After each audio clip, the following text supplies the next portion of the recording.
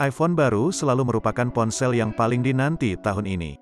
iPhone 13 diluncurkan pada bulan September hanya 4 bulan yang lalu, dan dengan peluncurannya kami melihat beberapa peningkatan terbesar yang dimiliki iPhone sejak iPhone X.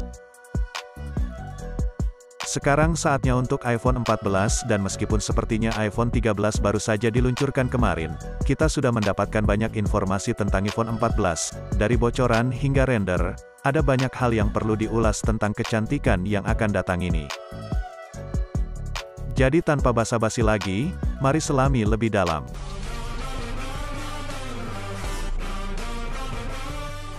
Line up dan display size. Pertama, kita memiliki ukuran. Jujur saja skema penamaan Apple belum benar-benar yang paling mudah untuk dipahami. Dan ketika berbicara tentang pengucapan XS Max menderita, apakah itu XS atau excess, kita tidak akan pernah tahu. Tahun ini Apple telah memutuskan untuk membuatnya semakin membingungkan. Dikabarkan ada opsi ukuran baru di jajaran iPhone 14 yang disebut iPhone 14 Max.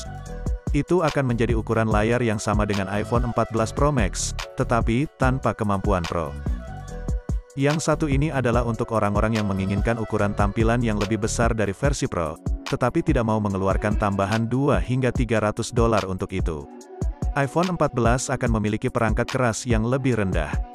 Tetapi seperti yang telah kita lihat dengan iPhone 13 mini, Apple melakukan pekerjaan yang cukup baik untuk mengoptimalkan telepon bahkan jika perangkat kerasnya tidak berdarah. Garis yang diperbarui kemudian akan terdiri dari iPhone 14, iPhone 14 Pro, iPhone 14 Max, dan akhirnya, iPhone 14 Pro Max. Ukuran tampilan yang tepat adalah dikabarkan 6,7 inci untuk iPhone 14 Max dan iPhone 14 Pro Max. Dan 6,1 inci untuk iPhone 14 dan iPhone 14 Pro. Menurut rumor, Mac berbicara tentang mini, ini akan menjadi saat yang tepat untuk menyebutkan bahwa tidak akan ada mini versi lagi. Anda mendengar bahwa benar lineup iPhone 14 tidak akan memiliki versi mini. Anda mendengar itu benar, lineup iPhone 14 tidak akan memiliki versi mini ini, karena penjualan yang buruk dengan versi mini sebelumnya, meskipun iPhone 12 mini, dan iPhone 13 mini adalah penawaran terbaik yang berlaku ditawarkan. Mereka berdua memiliki penjualan yang sangat buruk, dan sekarang Apple baru saja memutuskan untuk menghentikannya. Berikutnya kami punya yang banyak ditunggu, kamera redesign. Kamera depan redesign notch iPhone keren, mengatakan, tidak ada yang pernah yakin, itu adalah langkah revolusioner ketika iPhone X dirilis, tetapi sejak itu tidak ada perubahan besar dalam desain selama 3 generasi terakhir. Satu-satunya perbedaan adalah sedikit penurunan ukuran takik, tetapi selain itu belum ada perbaikan di area ini. Android di sisi lain telah menjelajahi segala sesuatu mulai dari kamera selfie pop-up, guntingan layar, kamera bergulir dan bahkan di bawah layar. Anda dapat mengatakan bahwa Apple tidak mencoba ide-ide liar dan aneh, tetapi bahkan kita harus melihat beberapa peningkatan dalam desain oleh sekarang, sepertinya 2022, mungkin hanya tahun kita bisa melihat itu. Karena dikabarkan bahwa Apple akan pergi dengan desain kamera Hole Pons tahun ini. Beritahu kami di komentar desain mana yang Anda pilih. Apakah Apple stick dengan notch, atau Hole Pons untuk pergi? Kembali ke topik, tentang bagaimana Apple akan menghilangkan notch tanpa menghilangkan ID wajah, sesuai Mark Gurman's Power On newsletter untuk Bloomberg.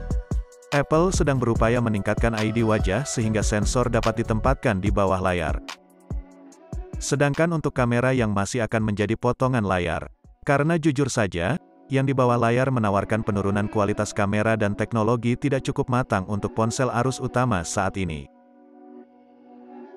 Jika Anda adalah salah satu dari orang-orang yang berharap bahwa Apple dapat mengembalikan ID sentuh dengan sensor sidik jari di bawah layar, saya khawatir itu tidak akan terjadi, setidaknya tidak di line-up iPhone 14. Ini karena pemindai optik di bawah layar tidak sepenuhnya aman, dan yang supersonik agak lambat seperti yang telah kita lihat dengan Samsung S21 Ultra, meskipun memiliki chipset kelas atas, tetapi memiliki sensor sidik jari sangat lambat. Back redesign. Kamera depan bukan satu-satunya hal yang mendapatkan redesign. iPhone 14 juga mendapatkan back redesign. Jika Anda telah melihat kebocoran S22 terbaru, Anda tahu bahwa Samsung akan menggunakan lensa yang ditanamkan langsung ke dalam bingkai melihat daripada mengangkat benjolan kamera terpisah. Apple dikabarkan akan melakukan hal yang sama, mengambil inspirasi dari iPhone 4, bukan dari Samsung. Sementara sulit untuk percaya bahwa Apple akan membuat iPhone lebih tebal hanya untuk menyingkirkan benjolan kamera.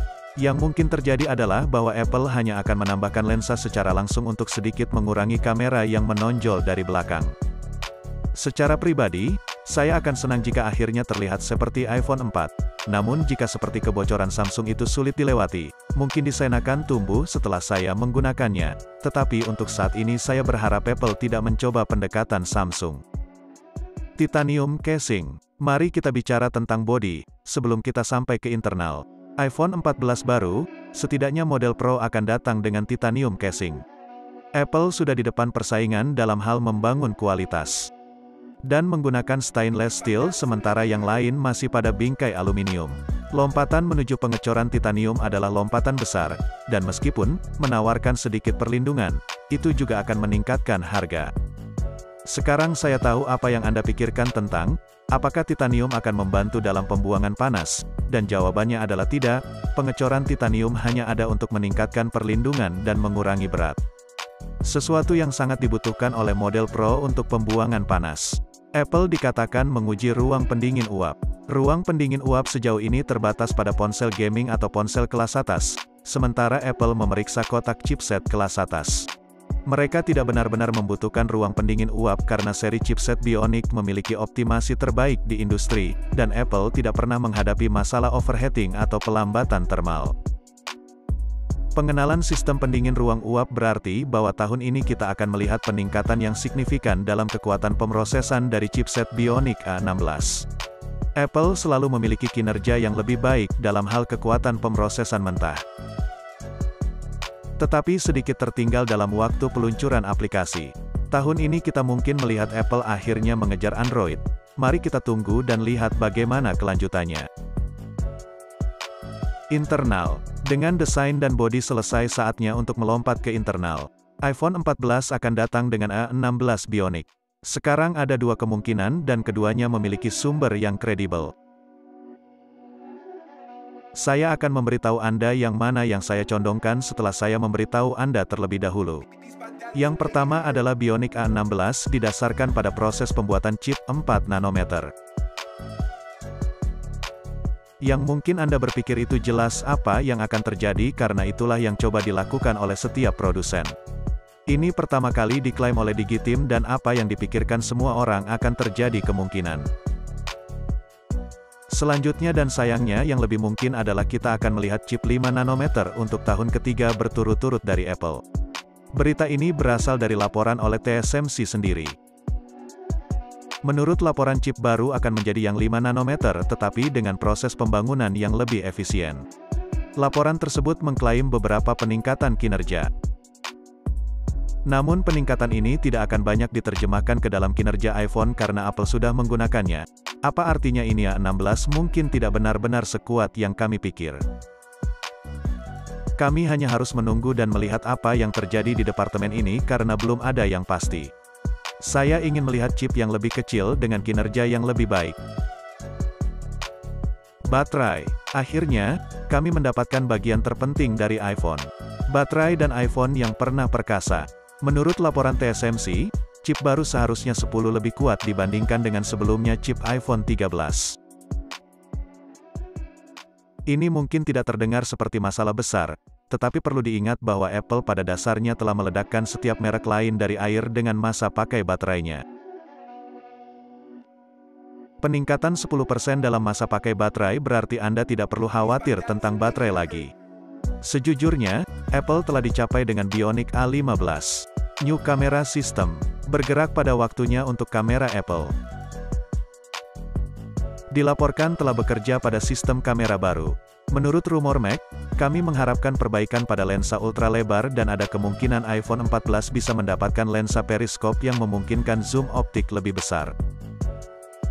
Tetapi tidak jelas apakah itu dijadwalkan untuk 2022 atau 2023. Menurut beberapa sumber lain, Apple mungkin akan merilis lensa periskop pada tahun 2023 karena mulai sekarang mereka sedang menghadapi beberapa kesulitan dengan paten yang dimiliki Samsung. Ada rumor bahwa Apple akan membayar biaya lisensi yang kecil atau mengembangkan solusi. Semua ini tetap dilihat, namun peningkatan pada ultra lebar juga sangat dibutuhkan, karena Android saat ini menawarkan sudut pandang yang jauh lebih baik. Meskipun mereka menderita dalam video, dan dengan itu kami selesai. Pastikan untuk memberikan komentar untuk memberitahu kami jika Anda tahu tentang apapun bocoran lainnya.